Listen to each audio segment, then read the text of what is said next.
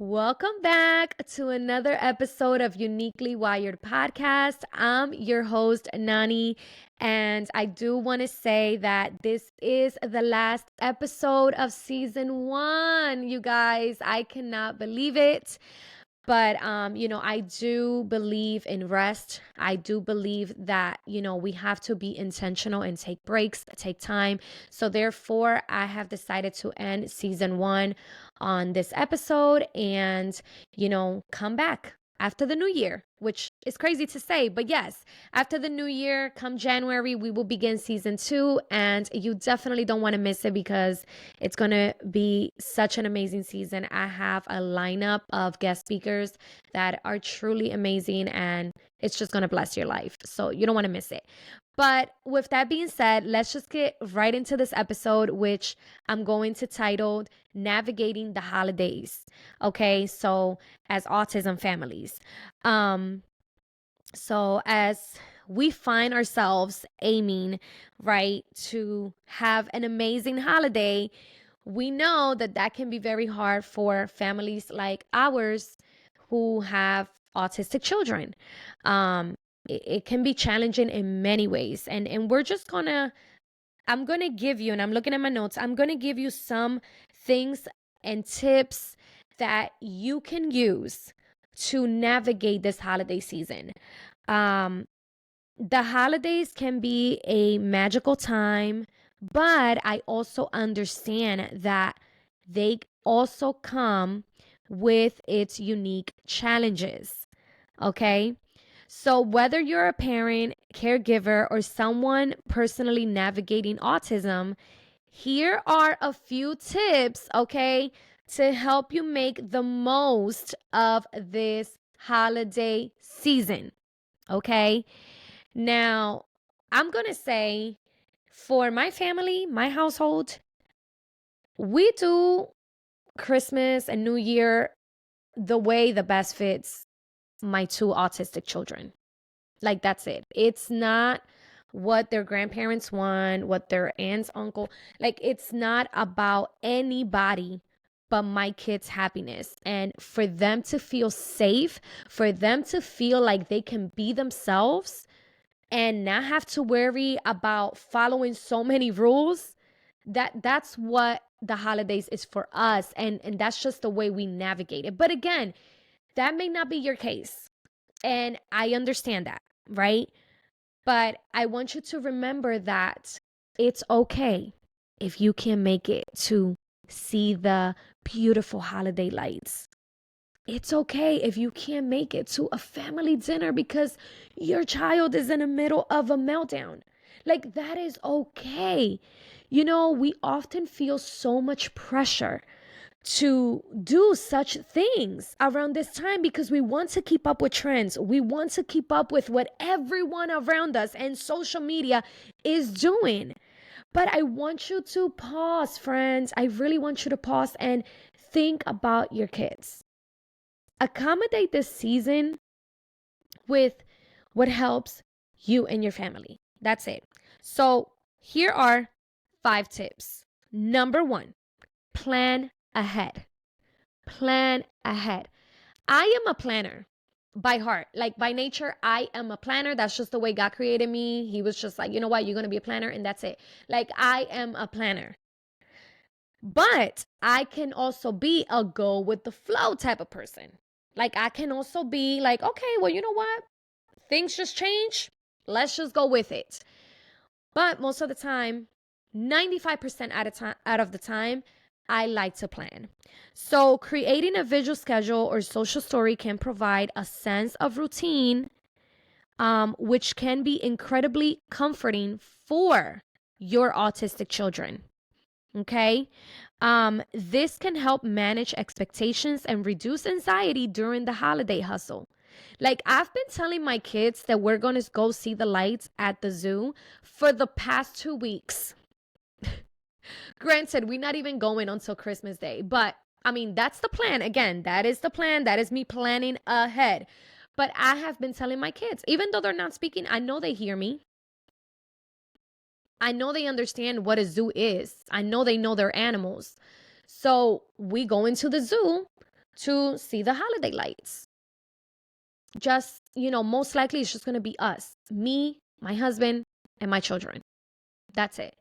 I did invite, their grandparents. If they can make it, amen. If not, guess what? I'm still going. So plan ahead. Let your child know, ahead of time. If you feel like they don't understand you because you know your child best, write it down, or visuals, drawings, things like that. Show them the place, and maybe have a countdown. Maybe a countdown will help. So whatever it is that helps you and your family, do it, friend. That's it. Do it. Number 2, sensory considerations. I don't know about you, but both of my kids have sensory processing. And I mean, I would say Jacob is definitely more severely on the sensory chart, or whatever you want to call it. It's very, very severe. He's very, very sensitive to all the things. Smell, not so much sound, but smell and tactile. Like those two are like huge for Jacob. So I have to make sure that I'm taking that into consideration. So recognize and address sensory challenges. Encourage the use of headphones or comfort items to manage noise and sensory input. Communicate with your friends and family that you are planning to be with this holiday season about your child's sensitivities to create a supportive environment.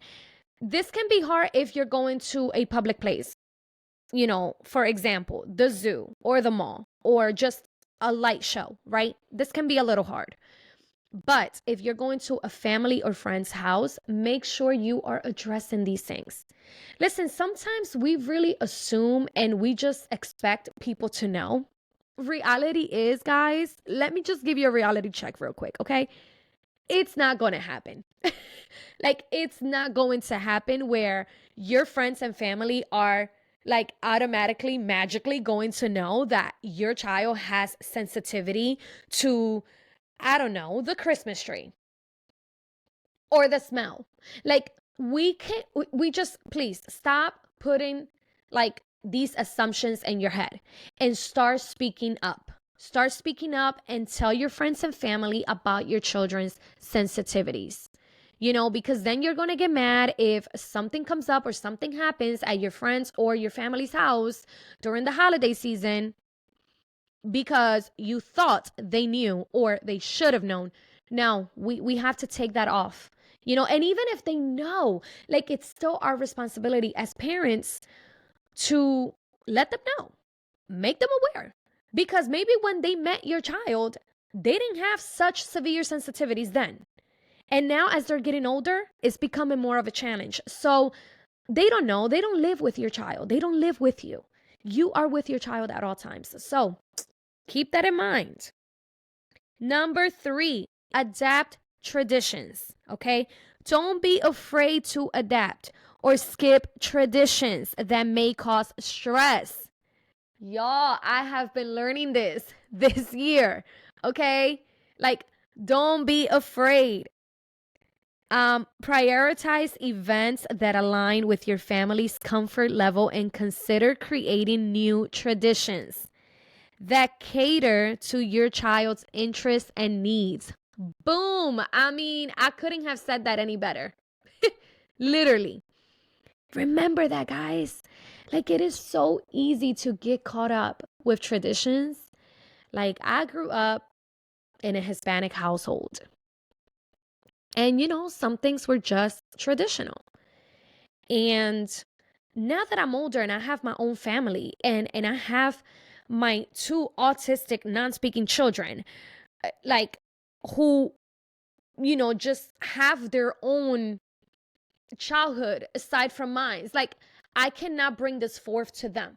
I have to figure out when to draw a line and say, you know what? Just because this worked for my family and for my mom with me and my siblings does not mean it's going to work with my children. So I've had to say, you know what? It's okay if I have to skip this. It's okay if we don't open gifts on Christmas morning. But instead we do it the 24th or we do it the 26th. Like, it's okay. Whoa. Like, it's not the end of the world. And I have a feeling that some of you that are listening, you feel so guilty because you just feel so forced to have to be with your family on Christmas Day, or, Christmas morning, Christmas night, or, Christmas Eve. Like, don't. Guilt is a liar, okay? It is a liar. And you have to do what you have to do for your family. That's it. I'm just going to keep repeating myself here, okay? Number 4, self-care for caregivers, parents, whatever your position is. Parents and caregivers, remember that self-care is not selfish. Self-care is not selfish. It's just not. It's essential. Communicate your needs to your support system and take moments for yourself to recharge. You deserve it. Okay? Let that be your Christmas gift. Somebody asks you, hey, what do you want for Christmas? Be straight up. Listen, I want a hands and stone massage. Like, I just want to get the hot stone massage. That's all I want. And then maybe get my hair and nails done. Like, do it. Do it. I'm gifting myself a nice massage date coming soon. It's literally loading. Yes, I am. Because I've understood the importance of taking care of myself. I've understood that if I take care of me, I am able to take care of mine. But if I'm falling apart, I'm looking crazy. I'm crusty. Okay, all around. All of it is crusty. I'm just saying. Can we just be real? Guess what? It's going to be a crusty life. I'm sorry. It's just the truth. It's going to be a crusty life. If you're crusty, your life is going to be crusty. But when you're taking care of yourself, boo, and you are shining, okay? Oh my gosh. Everything just goes how it's supposed to go. That's it. But please, I can't stress it enough. Gift yourself that.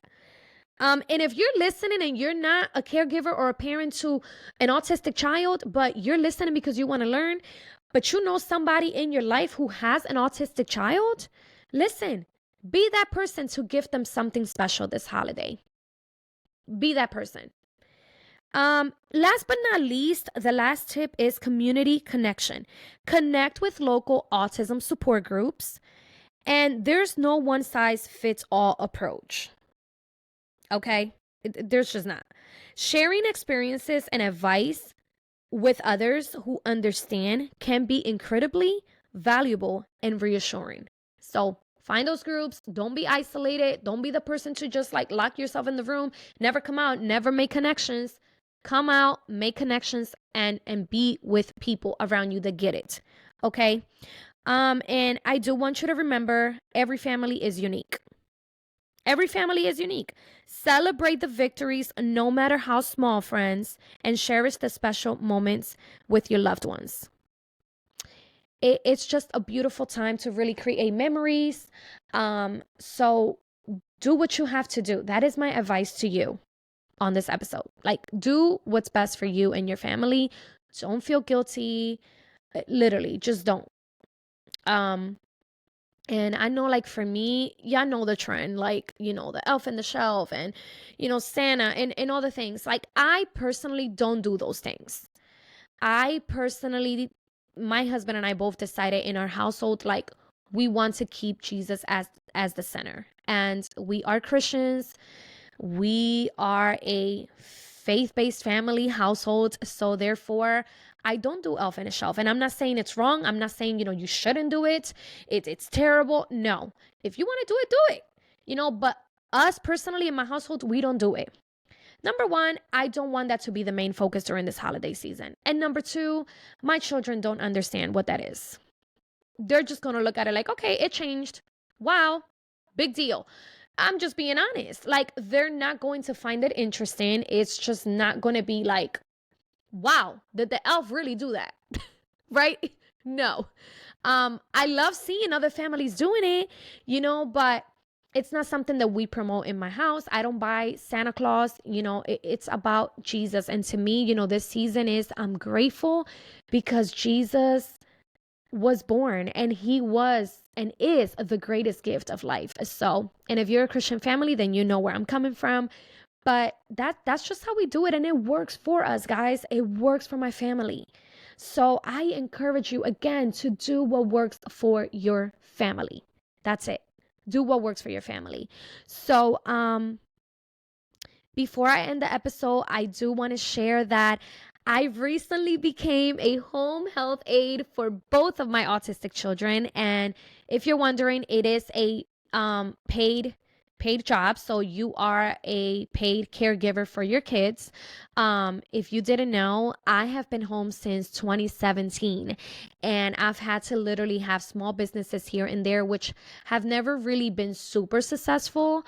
And it's not constant money. And honestly, with our finances and just things that we've been facing lately, this job came like heaven sent. Like, literally, I'm so grateful to have come across this agency and be able to be my children's caregiver. I mean, who else could take care of your children than you, as the parents? So if you're in PA, reach out to me, either via email. I'm going to put my information down below, or through the Instagram page.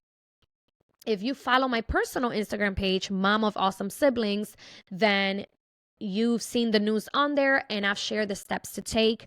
But I am in PA, and this is an opportunity that has been around for just a year.